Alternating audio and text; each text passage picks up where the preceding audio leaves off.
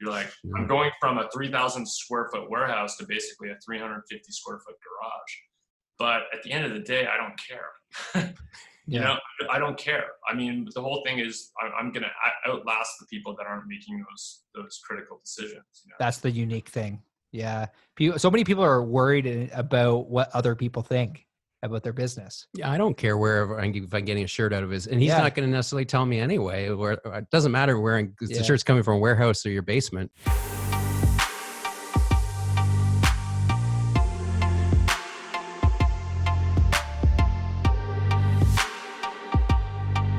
Oh, welcome to the StudioPTBO podcast. We are back, and we are back with another guest, Neil Morton. And you got headphones in your ears today, and this is exciting. And we only usually have headphones in our ears when the guest is not actually in the studio, and this guest is in the studio. Who do we have, Neil? We have my buddy Adam from Long Beach, California is joining us today. Adam is the owner of the posterlist.com, and he is also a surfer boy. A punk rocker, a skateboarder, an entrepreneur, an artist, a man of many vocations. Welcome to the show, Adam. Thank you so much, Neil. So great to see you guys. Good to see you, Cody. I appreciate you guys having me on. So Adam and I go way back to Toronto. He was the creative director / art director, whatever you want to call it.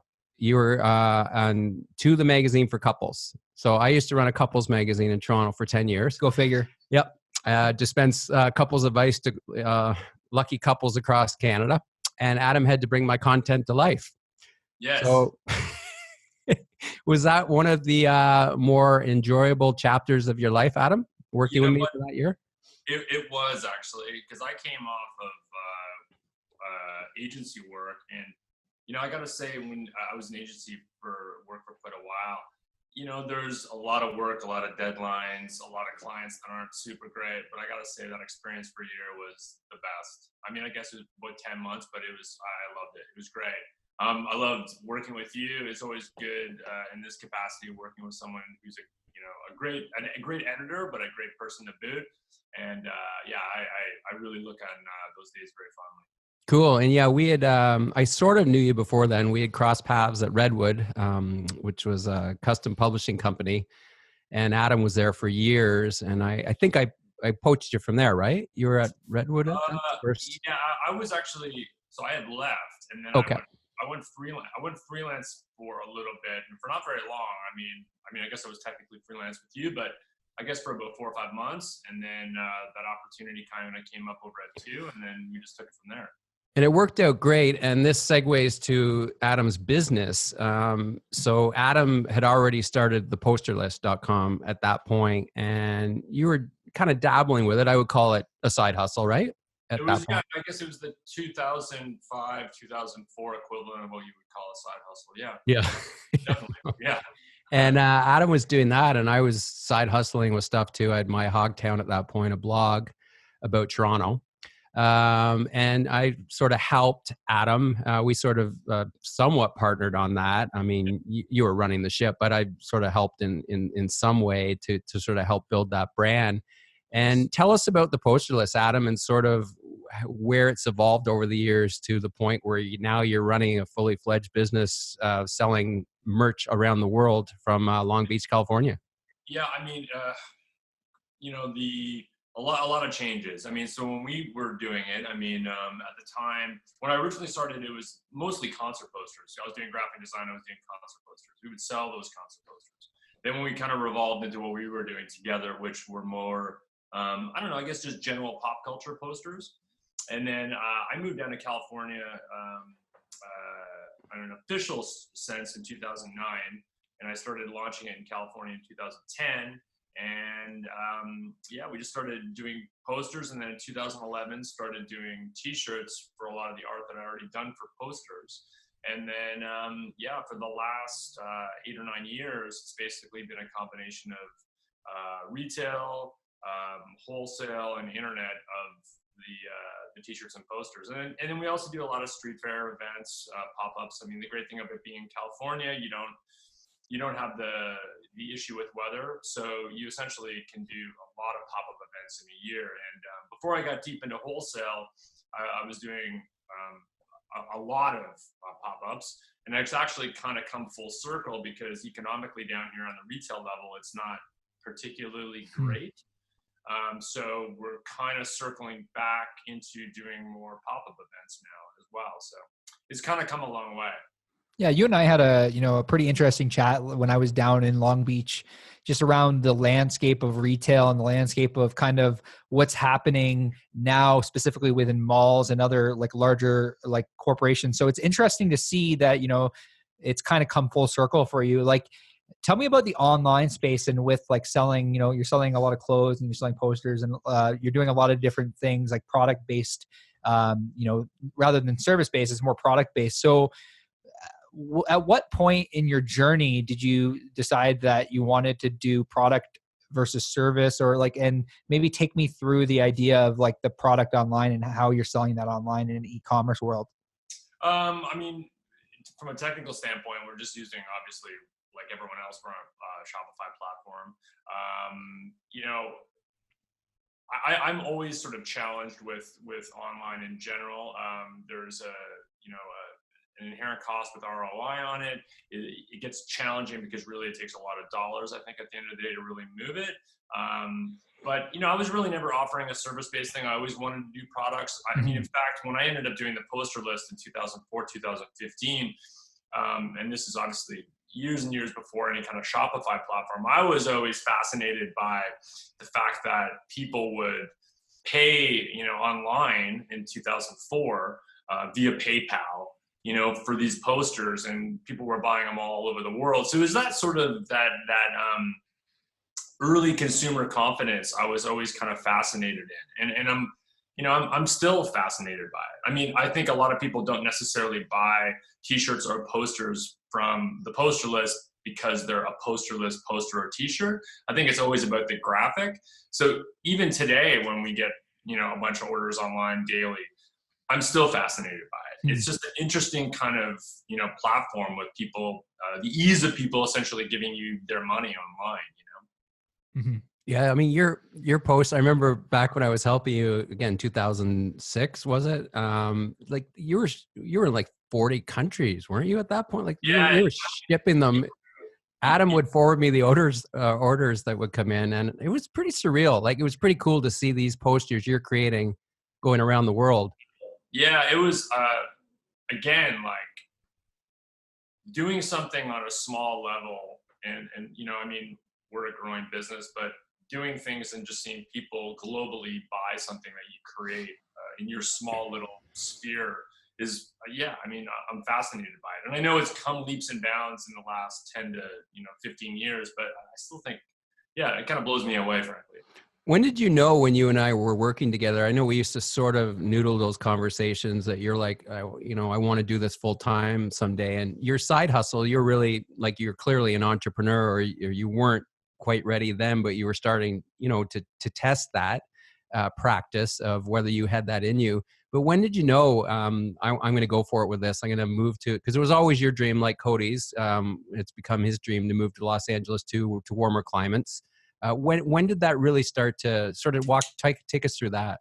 Well, it's kind of two things. One, the wanting to escape Canadian winters is something that has nothing to do with the poster list, but it had to do with just escaping the winter. Sure. I mean, in California, I've been just with skateboarding and punk rock and everything. California has been on my radar, since I've been 13. I've told my parents I was always going to move down there. But in terms of the poster list, I don't know. I think just because I ended up going through all the rigors of the advertising world and the filters and the restrictions and everything with that.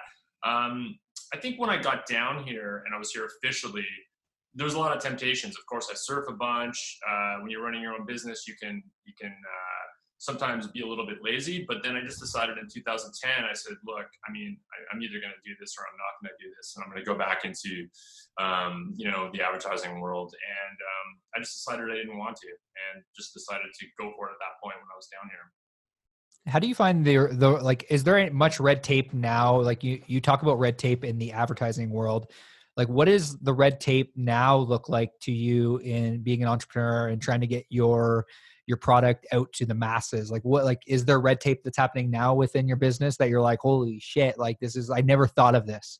Well, I mean, I think in short, I think it's really trying to be unique enough on the content of what you're selling, and also just piercing through the noise, because there's so many people doing the same thing. So I think you really, it's an ongoing challenge to be unique, to really be visible, you know?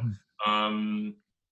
I mean, there's a myriad of things having to do with doing business in California in general, but yeah, it's just really just trying to cut through all the competition, you know, and particularly in the space I'm in, there's a lot, you know, there is, and a lot of money drives the competition too. So speaking of visibility, Adam, so you've had quite, I don't know if you call them tipping points with the poster list, but I know it was pretty surreal for you when you got on Modern Family with one of your posters. And this was probably, I don't know, 2010-ish?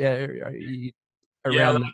Yeah, so I mean, one cool thing with being so close to, obviously, the film and television industry, I mean, particularly from the pop-ups, you get a lot of set decorators, you get a lot of production people that are from these different shows. And yeah, I mean, I've done Modern Family, Castle, Elementary on CBS, a bunch of different films like I can't remember the name of it. It had to do with a whale. I can't remember it now. But yeah, I was going to say it was only Surfer. It must have been a Surfer movie. No, it was like Point Break sequel. Yeah, right. Yeah, I can't remember what it is now, but it's always good. It always, I mean, there's no, we get a lot of offers from it. I mean, there is not really much of a upfront monetary, you know, sure. There's no, you know, compensatory thing on it, but essentially what you're getting is you're getting brand lift, marketability. And I mean, it's so much more, in a lot of ways, you can really leverage that so much more now than back in 2010, you know what I mean? In a heightened sense. Sure. And you, speaking of a celebrity, you were on Big Brother this year. So one of Adam's good friends is Tom Green, or one of your best friends, other than me. I thought I was your best friend, but yeah. What have you got me on? Yeah. It says the guy that hasn't gone to see him yet. Yeah, I know. Now I have to go. Yeah. But Adam grew up in Ottawa with Tom Green. I think you went to the same high school. No, so I didn't actually, you know, do you want to hear the quick story about this? Of course. Okay, so the quick story with this was, so I grew up in Toronto, and then I moved to Elliott Lake, Ontario, which is between Sudbury and Sault Ste. Marie. It was at one point the uranium capital of the world. And I lived there, and my dad was a principal there with my mom. Anyway, it also had a strong retirement living community. So Tom came up in 1998. And he was skateboarding. I had a skateboard shop. I started a skateboard shop when I was 17. Oh, wow. I don't know if I ever told you that, but I had a skateboard shop. And that's when skateboard, like, there was no internet. There was just, like, Thrasher Magazine and Trans World. And I knew all the skateboarders in Elliott Lake. There's, like, 20,000 people. So I basically caught word that there was a new skateboarder in town who was wearing a Batman t-shirt and just was skating around. And it was so simple back in those days that you just had to skate around and you would find the person. And it was Tom. And he was visiting his grandparents who moved to Elliott Lake to retire. And then my folks split up, and my mom moved to Ottawa. And then Tom was my first friend in Ottawa. And I got a job at a skateboard shop. I shut my skateboard shop down, and then we were just friends ever since, skating. And Tom has always been like the way he is now. He's always been about joking, and I mean, I can't tell you how many different McDonald's he's banned from getting free food. So I love Tom, but Tom was a pioneer with I don't know, not reality TV, but so he launched Tom Green show on Rogers Cable back in the day, and you were in your rock star phase then with Punch Buggy. And your punk rock band used to appear on there, and I think you were interviewed by him at one point. And then he got picked. Yes. He got picked up by CBC and later MTV because of that Rogers Cable show in Ottawa. Correct? That's right. Yeah. So what happened was, Punch Buggy played on the Tom Green show on Rogers twice, If you want to have a good laugh and see me with dreads I had for 11 years, go. I've seen it. Like when I'm are- having a bad day, I just pull that don't up. worry, don't worry. That's going to be edited into this video. The thing that I like the most about Punch Buggy is Adam's hair. Adam, let's see it. Come here. Hi. The story behind me and Adam as well is Adam and I, not me and Adam, but Adam and I, we met in Elliott Lake. How long ago? 1988. 1988. I was visiting my grandmother and grandfather, who lived in Elliott Lake for about 6 months. Yeah, just down the road from where I live. Did you ever meet my grandparents? Yeah, no, I didn't. Nothing but good times. But yeah, so we did that twice, and then Tom actually he got an opportunity to do a pilot on CBC, which Punch Buggy also played on that. It didn't end up leading to anything on the CBC beyond that, but then he ended up getting a deal where he was going to basically repurpose the stuff he did on Rogers for, I don't know if they still have in Canada, like the Comedy Network. They still have that? I'm not sure. Do they? believe Yeah, so. they Yeah, would. Yeah, I would the say Canadian so. version. So he basically, he ended up doing it on the Comedy Network in Canada. And then what happened was after the Comedy Network, they basically shopped that with Howard Lapidus, his then manager, who just recently passed, Ottawa guy, and they shopped it to MTV, and the rest is history. And did Punch Buggy follow him to MTV? No, we didn't. But you know what? Okay. Tom's always been so great. Like we did a bunch of, around that time, we were showcasing, we were touring the US a lot, but we were showcasing in New York. We ended up winning this Born on the World Wide Web thing in 1999. It was a US based thing. And Tom basically, he became huge so quickly in the United States with TV stuff. It was when MP3s were coming out. He got it was all, the voting was all based online. And he got his entire fan base to help us win. So we won 50 grand, and we got a bunch of recording time with Atlantic, and so it was a good time. The band. He's been incredibly helpful with that. Yeah, and you were in the movie, his movie too, right? Freddie Got Fingered. You had a song in that. Yeah, like he's. I mean, the guy's the best. We had a song in Freddie Got Fingered with Punch Buggy. Yeah. Yeah, it's cool. And then, so tell us the evolution of then Tom. So your big, I don't call it a big break because you're already doing really well, but being on Big Brother this year when Tom was a guest, walk us through that and why he was wearing your t-shirts. It wasn't just to help you as a friend, but it was to help Rochelle as well. And tell us about that. So Tom had reached out to me last fall, around November, and he wanted some shirts, and so I sent him like about 12 or 15 shirts. And then I talked to him. He goes to Costa Rica every Christmas, and he's got a place down there. So then he got in touch with me just before Christmas, and he explained to me that I'm essentially going to be doing this show. Send me some teas and send them to my address, and I did that. And then then the show launched, I think, like around January 10th or January 15th. And then I was talking with his manager and kind of got the sense that, he wears the tees all the time anyway, but he was also kind of doing it to help raise awareness as it related to my wife, Rochelle, she's in remission from breast cancer. And that kind of gave us a platform that we could, I guess, give light to it in terms of the media and, particularly Canadian media, and then that helped our GoFundMe and ultimately helped Rochelle. So it was huge. I mean, huge. It speaks volumes about the kind of person Tom is, and like just super, super funny, obviously, but just super humble and Canadian. Like it's the Canadian way to help people. Walk us through. Tell me about what happened with. You don't have to dive deep into this, but sort of the perspective it gave you this year, going through what you did and running a business, and then having to deal with the battle for breast cancer that Rochelle was going through. Oh, I mean, it's huge. Just from the two different sides of it. One, the healthcare side of it. I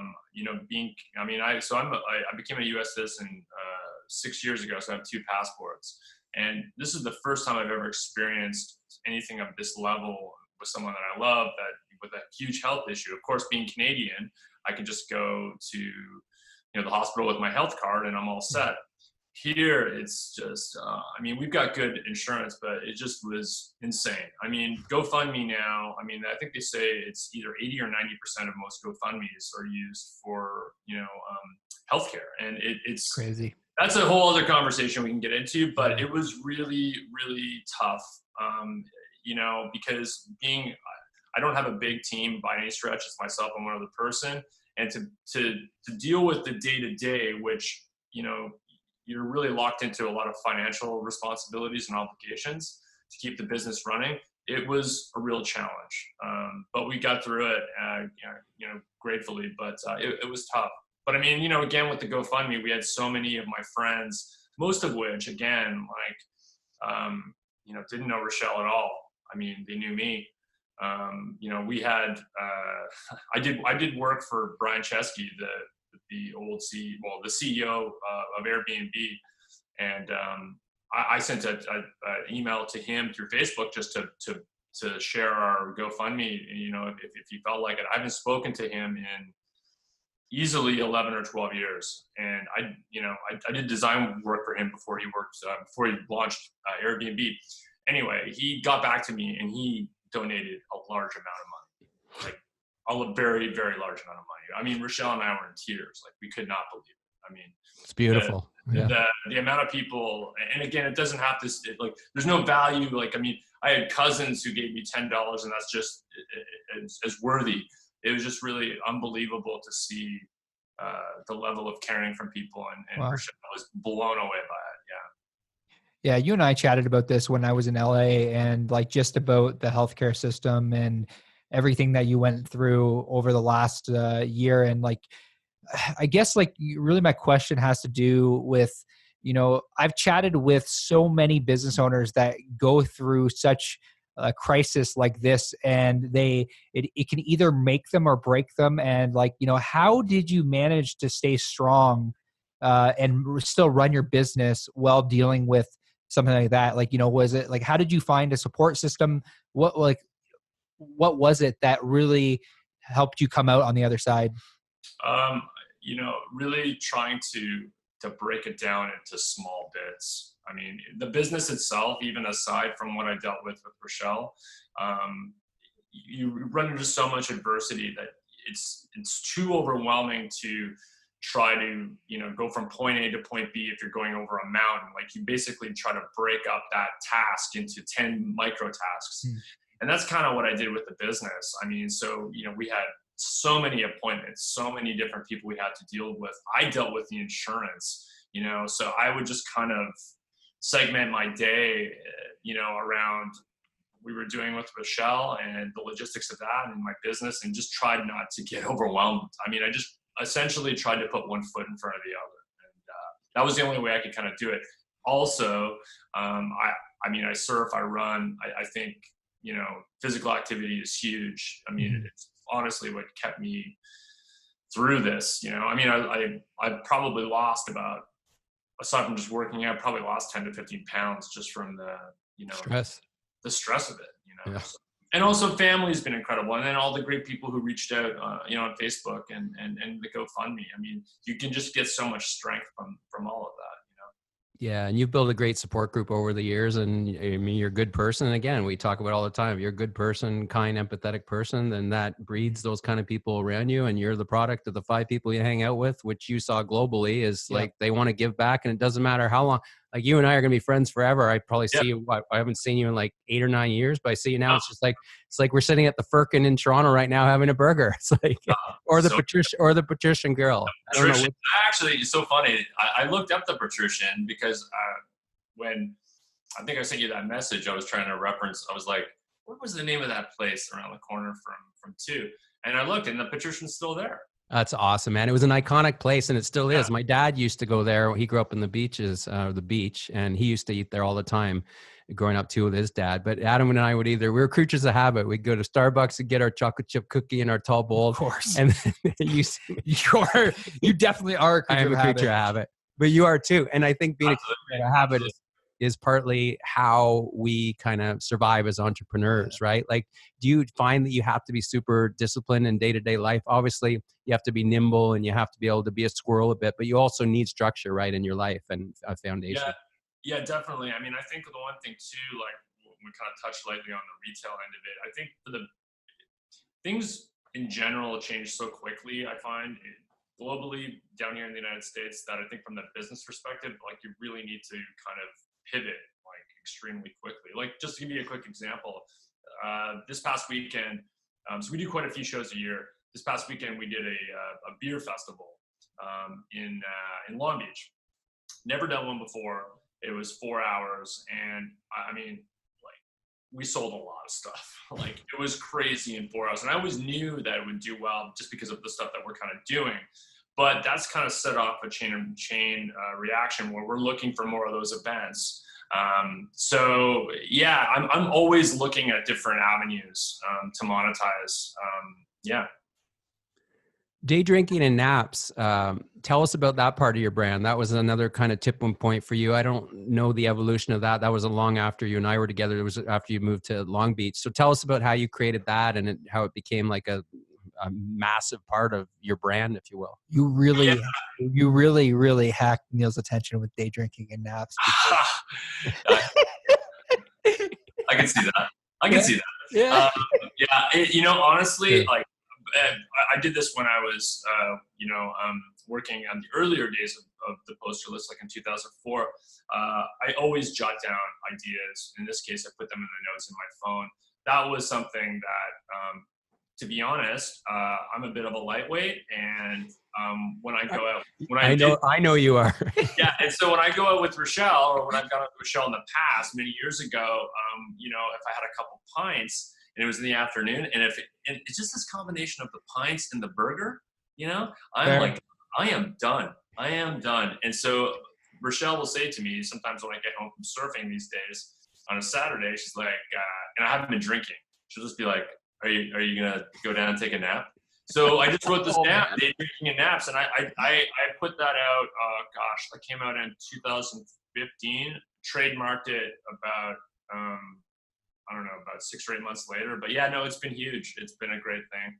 So I like actually going back to the beer thing. I'd like to be able to sort of see if we can somehow work with a craft brewer down here and do like a day drinking. That's such a good idea. Tag them and IPA or something. Yeah, tag them on Instagram. And but yeah, as I said, I can attest to he is a lightweight. When we go out, he's like, Morton, do you want to party it up tonight? And it was like yeah. And then by like 9 p.m. he's like, I'm done. Man. I gotta go home. I gotta go home and make posters. Is the Firkin still around? I know everyone wants to know. This is critical. No, I believe it's gone. That was on the Esplanade, right? Yeah. I believe it's gone. The Flatiron Grill is still there. You and I go there occasionally, and the Patrician's there. But I think that's probably what you missed the most about Toronto, right? I mean, I told Cody this when I saw him, but I wish there would have been a way that I could have kept my house up there because it would have been worth a fortune. But I couldn't do it from a tax perspective. It was just kind of getting too complicated at the time. I would have been able to figure it out now, but other than that, yeah, no, I love Toronto. I miss Toronto in a lot of aspects. I don't miss what you're trying to get away from, Cody, the winter. I don't miss that at all. I'm not looking forward to it already. Yeah, the summers and the fall are amazing. I love it up there. Do you still get? Do people still come up to you and ask for your autograph because they think you're James Blunt? Oh no. Yeah, no. I don't get that. You should have heard that. You're beautiful. No, because let me back. So when James Blunt's song came out, I think Adam and I were working together at that point in Toronto, and this was the height of "You're Beautiful." That was like the biggest song on the planet, and you milked that. Like you look like the dude, but you also had the exact same hairstyle. Like now, I know what you're thinking, Cody. Don't you dare say what yeah. Don't you dare say what you're going to say to me. You said you were going to get your haircut, so I don't know. Yeah, I heard you came up with another comparison, which you don't even need to mention. And I don't agree. I think more James Blunt, but But did you milk that at all, Adam? Be honest. When at the height of his fame, were you like, what can I do to leverage this as opposed to? The only way I could have milked that if I would have had you continuously with me at any place I could have gone. Yeah, I know. I don't think anyone other than you saw that. I didn't really see it. I mean, I saw a little bit at one point when my hair was a bit darker. No, you saw it a lot, bit. You're just being okay. I did. All right. I want to talk. We got a few minutes left. Talked about what brand means to you, brand lift and social media. So, I reached out to you about it a little over a year ago, and we've always been doing a lot of stuff on Instagram. I'm trying to get better to. We do quite a bit of Facebook and Instagram advertising. Brand means everything. I find like it's constantly changing in terms of, how you. Getting out to people on multiple platforms and being authentic and not doing a real soft sell. So brand's huge. I'm always kind of reevaluating what am I doing? Is it correct? Is it incorrect? And then there's a lot of times where I just don't even think about it. I just try to put out good content. I don't care about the likes. I'm just doing what, and that's it. So brand and story is very important. I'm just working harder to try to make, put more energy into that, if that makes any sense. Really human, a human level to what we're doing. Cause I'm not a multifaceted corporation. I'm essentially two people. So but the optics you're conveying you're bigger than that. But I have noticed a big difference on your Instagram stories, not since necessarily, I'm not going to correlate and take the credit, but I will too. Well, no, I think you should. Yeah. I think you should. No, but your Instagram stories, you're really documenting your days and the behind the scenes, being in the van, going to a festival, like showing us how the day to day. I think it's fascinating. I think that does mean a lot with consumers and prospective customers of your brand to see where you're based, who you are, your DNA and whatnot. So. Yeah, and look, I'm extremely thankful, and I try to really convey that on, our daily online orders, the people that come to the shows, everything. Not because I'm trying to give fake thanks. It's legitimate thanks because there's so many people out there. There's so many brands. There's so many. You know what I mean? Like, I'm just thinking, look, I'm in my 13th year of doing this. Like, I'm just grateful I can be doing this. To be honest, I'm 48, I'm going to be 49. And, I'm really grateful to be doing it. Yeah. You and I are both 48. We have that old man in common. And what's the next step for you with the brand? Do you have any big goals or just keep it growing it? Just continue doing it. I think, just try to, again, there's so many pivots. I'm pivoting constantly. Like the fundamentals are the same, but because of the way the climate is down here, particularly what's happening with Trump and everything, I'm just adjusting constantly. But the core fundamentals are always the same. Put a good product, have a good story, I get a lot of stores that we sell to, unfortunately, that are going out of business because retail's really tough down here. So pivot, more pop-up fairs, more push into online. You just have to be really reactionary, and that's what I'm trying to do. I like what you say about pivoting, because I think that oftentimes people we talk about this even from a social media landscape. A lot of businesses have a hard time, pivoting from traditional to social. We've talked about that in the past. So I really like what you say about pivoting as a business and recognizing that, a pop-up might make you more money than doing, X, Y, or Z over here, or, trying to get into your traditional stores in the past. It's really unique. Yeah, I won't get long-winded on this because I know you're short on time, but I was in a warehouse in Costa Mesa, which is in Orange County, about 17 miles from us, and we were there for 6 years, and then before that in another warehouse for 2 years. So just recently I shuttered the Costa Mesa warehouse because I'm looking at this and I'm looking at the way this is going in terms of retail, and I'm like, I want to save like $40,000 a year. Like, this is crazy. Yeah. Retail is not, and we outsource most of our business now. So there's a certain level of like, in some ways, some people might look at it like, I got my stuff in my garage, and I'm totally fine being, I'm in my garage.